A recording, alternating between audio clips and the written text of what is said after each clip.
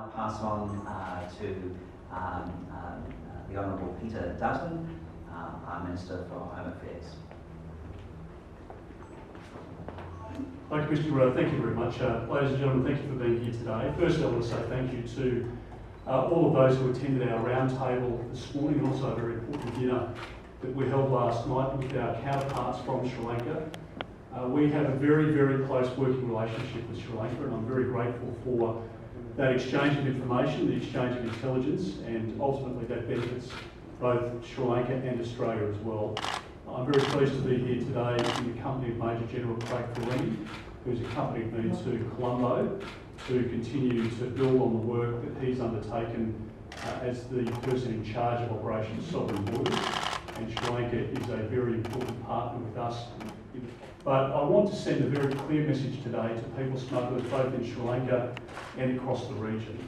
Australia has just held a recent election and the government has been re-elected. And on that basis, our policy in relation to the protection and security of our borders has not and will not change. We've been very clear and consistent in our message over a long period of time that Australia is a very generous nation. We take a number of people through our refugee and humanitarian program each year. In fact, on a per capita basis, the most successful nation behind Canada in the world in terms of the numbers of people we bring in, but we will never bring in people by boat. The other side of the equation, we've been very clear and consistent for a long period of time that people will not come by boat. And our very close working relationship with the Sri Lankan government means that anybody that attempts to come by boat will be rapidly returned back to Sri Lanka, and they'll be without the money that they paid the people smuggler. So they'll be in a worse position when they return, which is incentive, I think, for people not to pay money and not to engage with people smugglers, because people smugglers are criminals and they are lying if they tell you that you can get to Australia. So that's the circumstance around that boat, but the Major General might have a few more details to provide. Look, thank you. I think the intersection of this particular vessel highlights what I was saying earlier about our continuous maritime and air surveillance posture to our north. The vessel was intercepted trying to approach one of Australia's offshore islands, where it was detected by aerial surveillance, and we then quickly directed a vessel to go and intercept it and take it into custody. And there we then did the processing, and very, very quickly, as I said, on the 29th of May, those people were transferred to an aircraft and flown back to Colombo.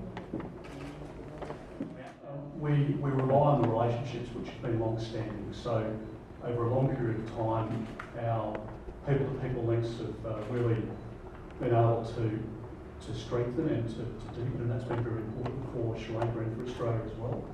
So there is a ready exchange of information where it's appropriate to do so, whether it's in relation to returning foreign fighters, whether it might be information in relation to the illegal movement of people, might relate to the movement of illicit drugs or tobacco, for example.